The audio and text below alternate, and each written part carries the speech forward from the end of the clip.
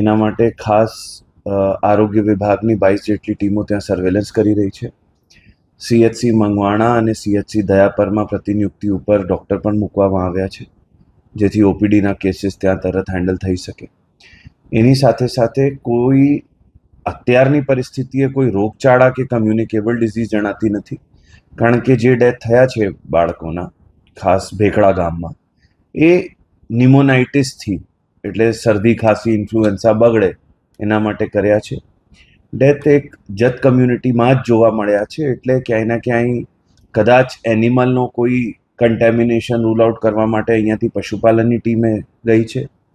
H1N1 એટલે swine ફ્લૂના sample બધા લઈ લેવામાં આવ્યા છે. એના પરિવારજનોના જે સેમ્પલ હતા એ ક્રિમિયન કોંગો ફીવર, H1N1 પણ રૂલ આઉટ કરવા માટે લઈ લેવામાં આવ્યા છે. પ્રાથમિક દૃષ્ટિએ ઇન્ફ્લુએન્ઝાની અસર હોય એવું જણાઈ આવ્યું છે, ન્યુમોનિયાની અસર હોય, પણ ડેન્ગ્યુથી માંડીને બધા ટેસ્ટ પણ ત્યાં કરી લેવામાં આવ્યા છે, સર્વેલન્સ કરવામાં આવી રહી છે.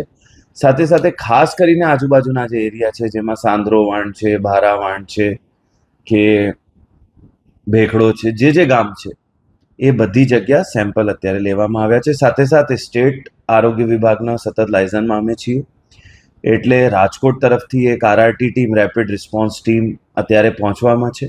સાથે સાથે સ્ટેટની RRT જેને કહીએ છીએ, જેને સ્ટેટ રેપિડ રિસ્પોન્સ ટીમ, જેમાં સ્ટેટ લેવલના એપિડેમોલોજિસ્ટ વગેરે હોય છે, એ પણ અત્યારે લખપત તરફ જઈ રહ્યા છે.